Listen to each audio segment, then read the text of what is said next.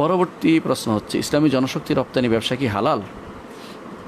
রপ্তানি ব্যবসা যেটা আদম আদম ব্যাপার, যেটাকে বলে আদম ব্যাপারই বলা হয় অনেক সময়, এটা আসলে যদি এরকম হয়, দুইটা অবস্থা আছে। একটা হচ্ছে আপনি তার উপকার করলেন, যে বিদেশে যেতে পারছে না, তাকে বিদেশে পাঠালেন, মাঝখানে আপনি খরচটা নিলেন বলে কয়ে যে তোমার এত টাকা আমি কিন্তু খরচ করব তোমার পিছনে, কারণ তোমাকে সব কাজ করে দিতে আমার যে লোক বল ব্যয় হবে সেটার মাধ্যমে তোমাকে পাঠিয়ে দেবো, তাহলে সেটা তো জায়েজ হবে না, জায়েজ হবে না, কারণ আপনি একটা হেল্প করতেছেন একজন মানুষকে।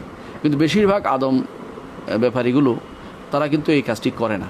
তারা হয়তো কোনো একটা ভিসা পেয়েছে ফ্রি, অর্থাৎ অল্প কয়েক টাকায়, কিন্তু সে বিক্রি করবে কয়েক লক্ষ টাকা, এরপরে এটা তো হারাম টাকা রোজগার করছে, এটা কিন্তু হারামই হচ্ছে, এটা হালাল হচ্ছে না।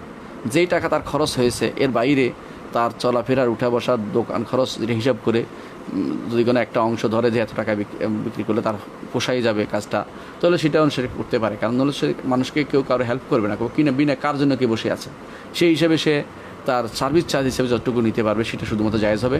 এর বাইরে শুধু এই ভিসার দাম বাড়িয়ে দেয়া বিনা কারণে এবং এত টাকা হয়েছে মিথ্যা কথা বলা এবং এর বারবার মানুষকে ঠকানো, বারবার ফ্লাইট হয়েছে, ডেট হয়েছে, শোয়াই রাখা, মাসের পর মাস হোটেলে নিয়ে রেখে দেওয়া, এরপরে বলে যে হচ্ছে না, সময় লাগতেছে, বন্ধ হয়ে গেছে, বিভিন্ন মিথ্যা কথা বলে চালিয়ে দেওয়া, সবই হারাম।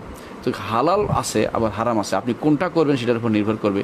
যদি কাউকে সহযোগিতামূলক কাজ করতে চান হালাল হবে, আর যদি কোনো কাউকে কষ্ট দিয়ে, চাপ দিয়ে, তাদেরকে বিভ্রান্ত করে, তাদের মধ্যে নিজের কথার ফুলঝুরি ঝেড়ে তাদেরকে বিব্রত করে যদি কোনো আপনি টাকা রোজগার করেন, সেটা হারাম হবে, সেটা তো করা যাবে না।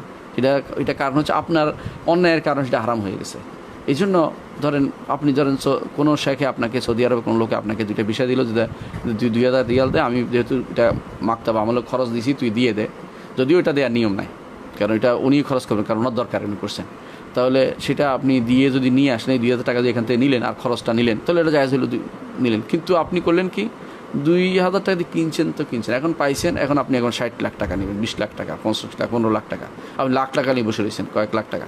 আপনি তো তাকে এখন তো আপনি ইস্তেগলাল ফাহিশ করতেছেন, অর্থাৎ সবচেয়ে নিকৃষ্টতম একটা এই বিপদের মধ্যে ফেলে দিয়েছেন মানুষকে। মানুষ বিপদে যেতে হয়, বাইরে যেতে হয়, কারণ মানুষের ঘরে খাবার নেই, যেতে হচ্ছে তাকে।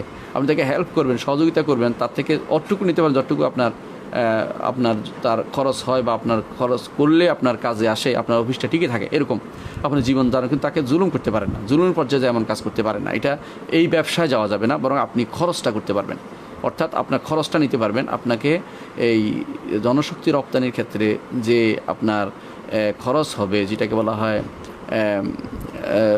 আপনাকে যে আপনার চার্জটা যেটাকে হয় সেইটা নিতে পারবেন। কিন্তু আপনি এটাকে কখনো ব্যবসার নাম দিয়ে যত বেশি আসবে তাকে অত বেশি দেবে, এই জাতীয় চিন্তা ভাবনা করে, মানে যত বেশি নিতে পারি এই চিন্তা ভাবনাটা যেন কাজ না করে, তাহলে এটা হারাম হবে। কারণ এটা তো মানুষকে কষ্ট দেওয়া হবে, এবং এটার কারণে আপনি মানুষকে বিপদে ফেলতে, মানুষ বিক্রি করে ফেলতেছেন পুরোপুরি, এবং পরবর্তী সে হয়তো চাকরিও পাবে না, সেখানে আরও কষ্ট পাবে, তখন তার জন্য আরও কষ্টকর হবে জিনিসটা।